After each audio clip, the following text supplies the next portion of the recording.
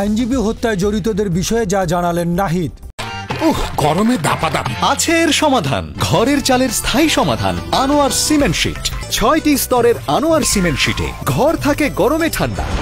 Anwar cement sheet সব সিজনেই fit. অন্তর্বর্তী সরকারের তথ্য ও সম্প্রচার মন্ত্রণালয়ের উপদেষ্টা নাহিদ ইসলাম বলেছেন, অ্যাডভোকেট সাইফুল ইসলাম আলিফকে যে সকল সাম্প্রদায়িক সন্ত্রাসীরা হত্যা করেছে তাদের অবশ্যই কঠোর শাস্তি পেতে হবে। ২৬ নভেম্বর রাতে সামাজিক যোগাযোগ মাধ্যম ফেসবুকে এক পোস্টে তিনি একথা জানান।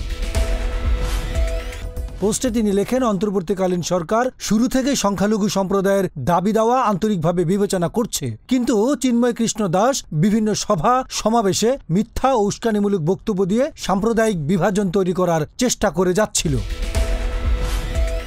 তিনি আরও লেখেন, রাষ্ট্রদ্রোহ মামলা হওয়ার সত্ত্বেও কোনো আইনগত পদক্ষেপ না নিয়ে বিভিন্ন সভা করে বেড়াচ্ছিলেন চিন্ময় কৃষ্ণ।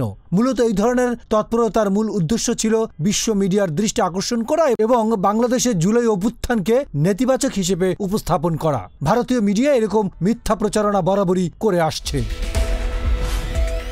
চট্টগ্রাম আদালতে যেভাবে একজন আইনজীবীকে চিন্ময় কৃষ্ণের সমর্থকরা কুপিয়ে হত্যা করল তা নজিরবিহীন। দেশের সম্প্রীতি বিনষ্ট করার পরিকল্পনা নিয়েই চিন্ময় কৃষ্ণ কাজ করছিল এবং সাম্প্রদায়িক উদ্দেশ্যে এ ধরনের সন্ত্রাসী সমর্থক গোষ্ঠী তৈরি করেছে। সবাইকে ধৈর্য ধারণ ও শান্ত থাকার আহ্বান জানিয়ে তথ্য সম্প্রচার উপদেষ্টা বলেন, দ্রুতই সন্ত্রাসীদের গ্রেফতার করে আইনের আওতায় আনা হবে।